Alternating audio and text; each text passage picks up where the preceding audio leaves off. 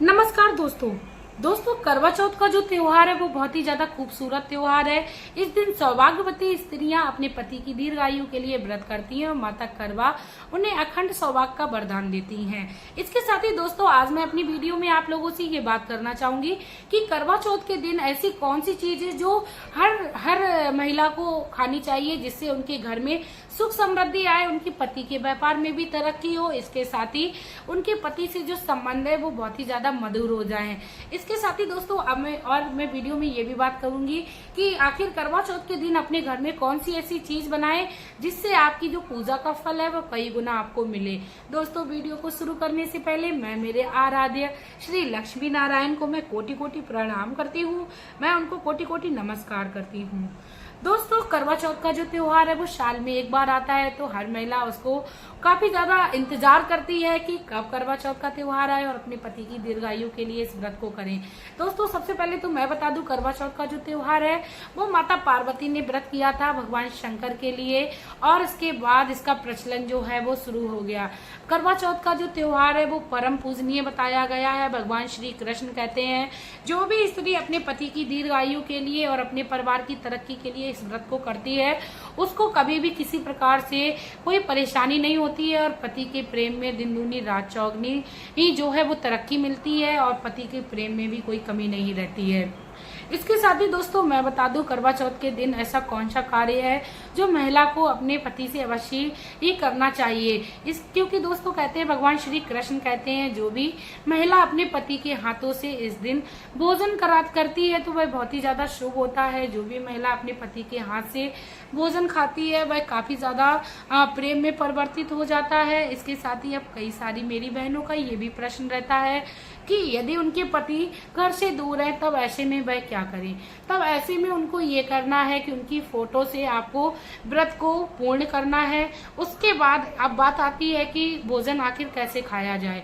तो जब वो पास में नहीं है तो आप जब भी भोजन करने के लिए बैठे तो पति के नाम का आप स्मरण कर लें। इतना करने से ही आपको पति के हाथ के जो भोजन का जो अमृत है वो मिल जाएगा। कहते हैं पति के हाथ का भोजन इस दिन अमृत तुल्य माना जाता है, तो आपको इससे लाभ मिल जाएगा। इसके साथ ही मैं बता दूं करवा चौथ के दिनों सुहागिन स्त्रियों को खूब लाल रंग के कपड़े पहनने चाहिए। इसके साथ ही अपने पूरे श्रृंगार में आना चाहिए, उनको ऐसे बनना चाहिए जैसे उस दिन वह दुल्हन के रूप में अपने पति के सामने उपस्थित हुई हैं। क्योंकि कहते हैं लाल जोड़े में जब स्त्री खड़ी हो जाती है वह माता का स्वरूप लगती है, माता पार्वती का स्वरूप, माता लक्ष्मी का स्वरूप, माता दुर्गा का स्वरूप। तो दोस्तों आप लोगों को उस दिन ये याद रखना है कि उस दिन आपको पूर्ण श्रृंगार में रहना है। आप एक दिन पहले अपने हाथों में मेहंदी को लगा लीजिए, क्योंकि मेहंदी जो है वो सुहागन स्त्रियों के लिए सर्वोत्तम बताई गई है। इसके साथ ही आप अपने पैरों में महावर जरूर लगाएं।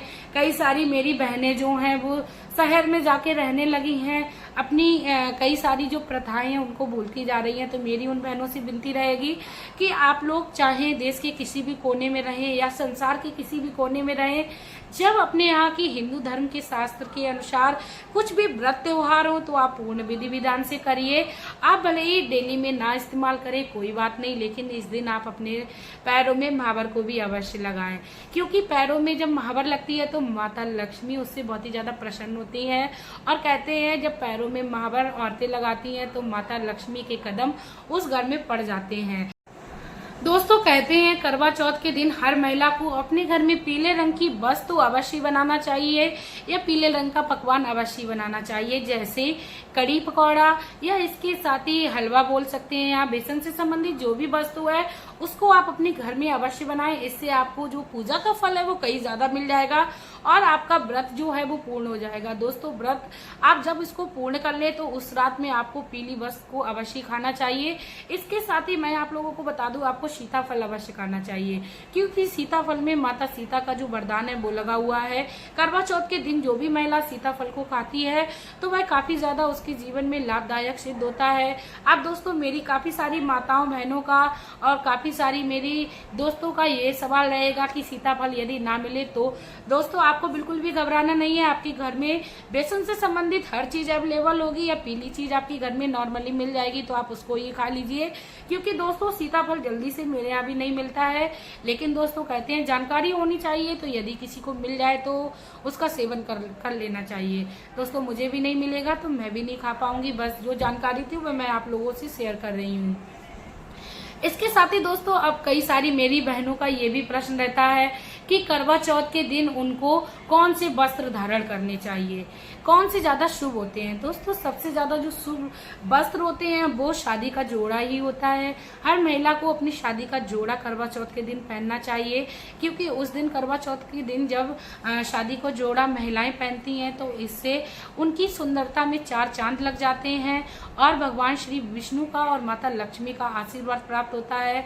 भगवान शिव और गौरा का भी आशीर्वाद प्राप्त होता है, क्योंकि गौरा माँ जो है वो सुहाग की देवी बताई गई हैं और गौरा माँ अपनी बेटी को संपूर्ण सुहाग प्रदान करती हैं और अखंड सौभाग्यवती होने का वरदान देती हैं। इसीलिए इस दिन हमें माता गौरा के साथ साथ शिव परिवार की पूजा करनी चाहिए और माता करवा को हमें ध्यान लगाना चाहिए और माता करवा से अपने पति की दीर्घायु की कामना करनी चाहिए। तो चलिए दोस्तों अब मैं वीडियो में बात कर लेती हूँ कि आखिर पुरुषों को ऐसा कौन सा कार्य है जो महिलाओं के साथ कर लेना चाहिए, जिससे साल भर उनके घर में तरक्की बनी रहे, खुशहाली बनी रहे और उनके पत्नी से जो संबंध है वो मधुर बने रहे। तो दोस्तों उस दिन किसी भी पुरुष को अपने महिला के साथ लड़ाई झगड़ा नहीं करना चाहिए, उनको सम्मान देना चाहिए, उनकी व्रत की भी सम्मान करना चाहिए। क्योंकि कहते हैं हिंदू धर्म शास्त्रों में महिलाओं को देवी का रूप बताया गया है और घर की बहुओं को माता लक्ष्मी का स्वरूप बताया गया है।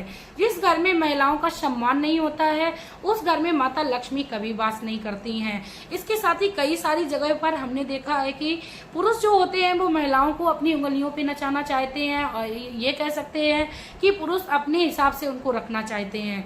दोस्तों माता लक्ष्मी उस घर में कभी रहना नहीं चाहेंगी जिस घर में उनको उंगली पे नचाया जाए या उनको अपने हिसाब से रखा जाए। माता लक्ष्मी हमेशा ही अपने मन के हिसाब से रहती हैं। जिस भी घर में महिलाओं को फ्रीडम तरीके से रहने दिया जाता है, उनके हिसाब से जीने दिया जाता है, उस घर में माता लक्ष्मी के साथ साथ माता गौरा का भी वास होता है। उस घर में सारी दैवीय शक्तियां प्रवेश कर जाती हैं। जिस भी घर में महिला का सम्मान किया जाता है, महिला को बहुत ही सम्माननीय बताया गया है। अब दोस्तों मैं अपनी वीडियो में आप लोगों को बता दूं कि ये सारी बातें जो हैं वो सिर्फ और सिर्फ पुरुषों के लिए ही नहीं है, महिलाओं के लिए भी हैं। क्योंकि जिस भी घर में महिला और पुरुष दोनों प्रेम से रहते हैं उस घर में श्री हरि जैसा वातावरण बन जाता है। श्री हरि के चरण कमलों की छाप मिल जाती है। दोस्तों वीडियो में मैं प्यारी बहनों से भी अपनी विनती करना चाहूंगी कि आप अपने घर में पति की उपस्थिति को हमेशा ही बरकरार रखिए, आप उनका हर जगह सम्मान करिए। इसके साथ ही आप अपनी पति के साथ प्रेम से बर्ताव करिए। दोस्तों शास्त्रों में यही नहीं बताया गया है कि देवी जो औरत होती है वो माता के स्वरूप में होती है, देवी के स्वरूप में होती है। दोस्तों वो गृहस्थ जीवन में जब तक पुरुष रहता है वह भी श्री हरि का स्वरूप होता है। इसीलिए आप अपने पति के साथ अच्छा बर्ताव करिए और आप कामना करिए कि आपके जीवन में सुख समृद्धि से वह भर दे। इसके साथ ही दोस्तों मैं आप लोगों से एक और रिक्वेस्ट करना चाहूंगी, यदि आप लोगों को मेरी ये जानकारी अच्छी लगी हो तो प्लीज आप लोग मेरी वीडियो को ज्यादा से ज्यादा शेयर करें, क्योंकि शेयर करने मात्र से आपके जीवन में सुख समृद्धि की बहार आएगी। क्योंकि कहते हैं जो भी प्रचार और प्रसार करता है वह व्यक्ति ज्ञानी होता है। तो यदि आप भी अपने जीवन में ज्ञानी होना चाहते हो तो अपने जीवन में शुभ कर्मों को करते रहिए। जो भी पुरुष अपने पत्नी से शालीनता से यानी ठंडे दिमाग से पेश आता है उस घर में दैवी शक्ति का वास होता है। इसके साथ ही दोस्तों यदि आप अपने जीवन में गरीबी से पीछा छुड़ाना चाहते हो, यदि आप अपने घर में दरिद्रता को दूर करना चाहते हो, अपने घर में सुख समृद्धि लाना चाहते हो, तो आप अपने जीवन में सबसे बड़ा एक ये उपाय उतार लीजिए कि आप अपने घर में किसी प्रकार से लड़ाई कलेश नहीं करेंगे। आप अपने जीवन में धीरज रखते हुए अपने जीवन में प्रयासों को करते रहिए। दोस्तों मेहनत को कभी नहीं छोड़ना चाहिए। जो भी व्यक्ति अपने जीवन में मेहनत करता है वह अवश्य लाभ प्राप्त करता है। मेहनती व्यक्ति की कभी भी हार नहीं होती है। दोस्तों कहते हैं कि धीरज रखे रहो, शांत भी उसी हद में रहना चाहिए जिससे आपको किसी प्रकार का कोई हानि ना हो, किसी प्रकार का कोई घाटा ना हो। आप अपने जीवन में कर्मों को करते रहिए और शांति का वातावरण बनाए रखिए। इससे आपके घर में सुख समृद्धि की वास होगा। इसके साथ ही आपके आपसी प्रेम जो संबंध है वो भी मधुर रहेंगे। इसी के साथ दोस्तों अब मैं वीडियो में आप लोगों से लेना चाहूंगी विदा। आपका प्यार और कीमती समय देने के लिए धन्यवाद।